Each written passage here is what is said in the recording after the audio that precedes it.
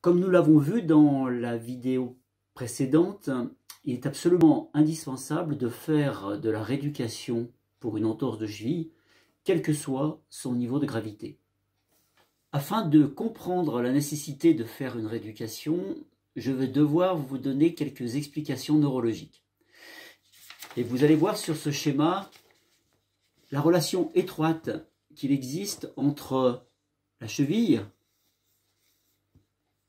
les organes de la moelle épinière et le cerveau, et comment ces trois éléments vont communiquer en permanence. On dit qu'il s'agit d'un dialogue intime entre la cheville et le cerveau. Comment cette communication va permettre, d'une part par l'intermédiaire des petits capteurs qui se trouvent dans la cheville, comme on trouve dans toutes les articulations.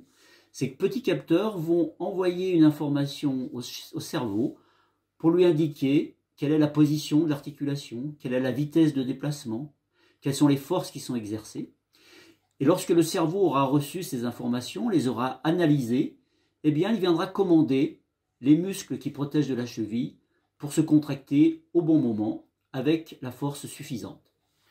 Lors d'un traumatisme ligamentaire, puisque c'est l'essence même de l'entorse de la cheville, lors de ce traumatisme ligamentaire, il va y avoir une première phase de saignement. On l'a vu précédemment, un épanchement de sang dans l'articulation ou autour de l'articulation. Cet épanchement et la rupture du ligament vont entraîner une douleur, et cet épanchement va également entraîner un gonflement. Ces trois éléments vont agir sur les capteurs de notre cheville en diminuant leur performance. En quelque sorte, ils n'auront plus la capacité de détecter aussi finement les mouvements, les positionnements de l'articulation, comme ils le faisaient lorsque tout allait bien.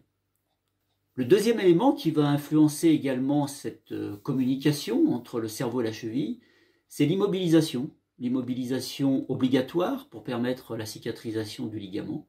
Et cette immobilisation va mettre en sommeil le cerveau. Cette mise en sommeil va perturber les ordres qui seront donnés en direction des muscles, et nous aurons en quelque sorte une cheville qui n'aura plus la capacité à fonctionner comme elle le faisait auparavant. Je vais vous donner un exemple caricatural soit, mais qui va vous expliquer un petit peu la situation. Vous imaginez à l'intérieur d'un avion, et cet avion, avec quelques soucis, il est en train de piquer et risque d'aller s'écraser sur le sol.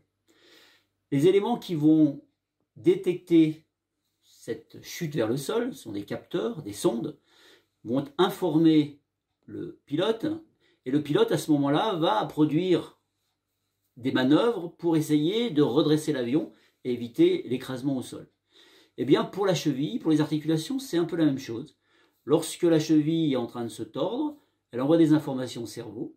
Le cerveau, lui, le pilote, va les analyser et en fonction des informations, va envoyer un ordre pour contracter la musculature qui protège l'articulation et faire en sorte, si la musculature est suffisamment puissante, de s'opposer à ce mécanisme qui pourrait aboutir à une entorse. Votre kinésithérapeute va intervenir, d'une part pour retrouver la mobilité de toutes les articulations, retrouver la souplesse. On l'a vu, cette capacité à pouvoir marcher, effectuer des activités physiques, mais également pour permettre de réactiver les capteurs qui se trouvent dans la cheville. L'immobilisation met en sommeil toute la capacité d'information émise par les capteurs. Dans un deuxième temps, avec des exercices bien spécifiques, il va aller solliciter le pilote, il va le réveiller de façon à ce qu'il soit capable d'analyser correctement ces informations et donner l'ordre aux muscles de se contracter.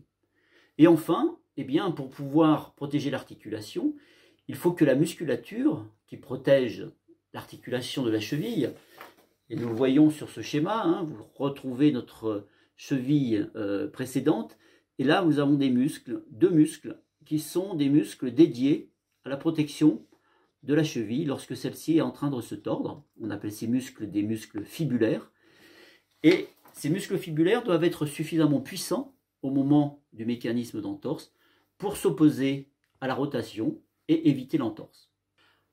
En l'absence de rééducation et d'exercices bien spécifiques, que nous détaillerons ultérieurement, il existe un risque important de rentrer dans un processus qui comporte plusieurs phases qui sont maintenant bien établies.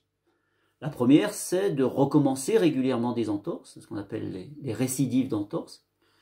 Ces récidives vont déboucher progressivement vers une instabilité de la cheville. Nous l'avons vu précédemment, cette impossibilité en quelque sorte de maîtriser l'articulation correctement. Mais cette instabilité aura à terme des répercussions sur le cartilage, ce qui va déclencher de l'arthrose et qui très régulièrement sera consécutivement suivi d'un handicap.